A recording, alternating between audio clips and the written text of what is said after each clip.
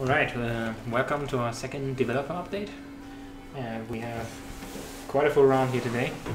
There's our lead programmer Shag. Schwab? Yes. You almost pronounced it correctly there. Almost. And he brought a friend. Stian? From Norway. He's The land of the brave. he's spending his summer vacation here at Exit Strategy. What a wonderful place to spend your your vacation, and he's helping us out with the grappling hook code, for example. It has been a super help with the grappling hook code. Basically, reworked the entire thing basically on his own. Okay. No, I got a lot of help from you, of course, but of we've course. been working as a team, and two minds are so much better than one. Yes. It's good that we're showing the grappling hook today then. That's going to be shown next week. Actually, today we have some other stuff shown here by Soenke, and of course Michael is also joining us here. Oh yeah, I am. Hello there. And I'm Fry, and Soenke, I shall take it over from here. Just take it over from you. Yeah, this is a follow-up to the shader video we showed you last week. This is still the same shader that also did the transition stuff. And I'm gonna go into the nitty-gritty of what is really happening here later.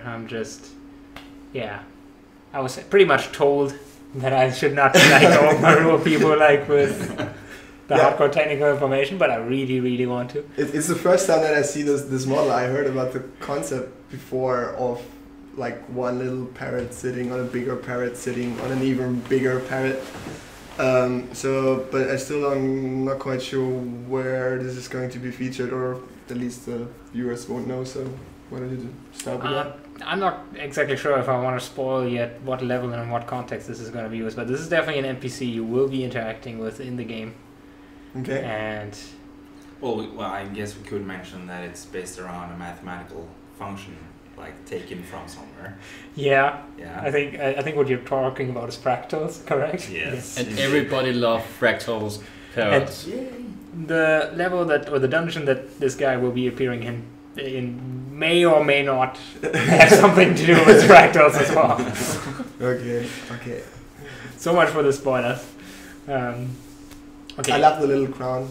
Yes, he's the Parrot King because he's the bigger parrot, and within their race, who gets to be the king is determined by who has the most amount of smaller parrots sitting on his shoulder. Makes sense. Okay. And if you look really closely, actually, his crown, like the tips of it, are smaller crowns. I just see this now. Actually, I didn't notice this. That's pretty good. And actually, his emblem on his chest also has like a smaller emblem on it, or like smaller medals and smaller medals.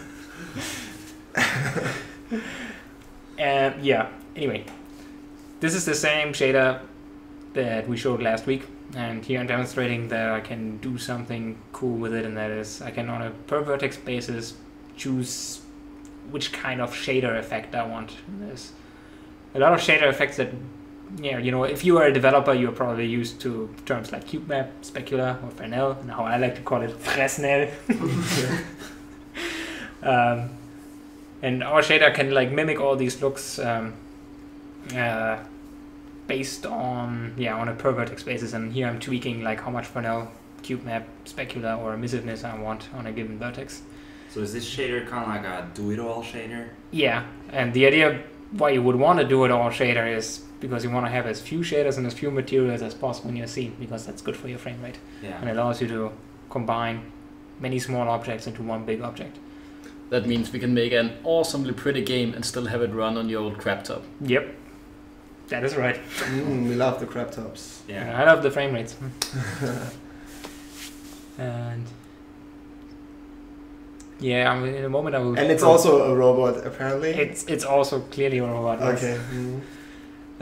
In a moment, I think I will switch over to Unity, and just to show off that we have pretty much a one-to-one correlation between the looks in Unity and Maya. Like the shader, we have spent a lot of time, right, Micah? Yeah, we spent a lot of time debugging this to make sure that basically down to every RGB value, that this is perfectly transferred. Yeah, just for clarification here, we've recorded this before, or Soenke has recorded this before, and now we're just looking at the footage on the big screen here. It's Thursday, 10:30 or whatever it is, and just having a few beers and talking over this. And so we don't have exact control in this moment over what is going on. Yeah, we're just going with the flow. We're just going with the flow, exactly. So, Yeah. Like if we ever find us like there's some stuff going on that we don't understand, then Stian can just play some tunes on his guitar. exactly. Yeah. Was that supposed to be a segue?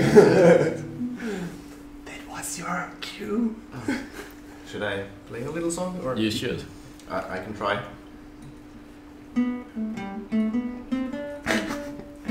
This is great.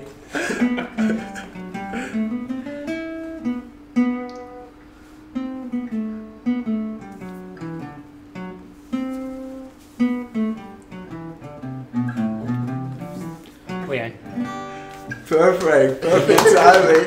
now the video is over. I hope we can cut this.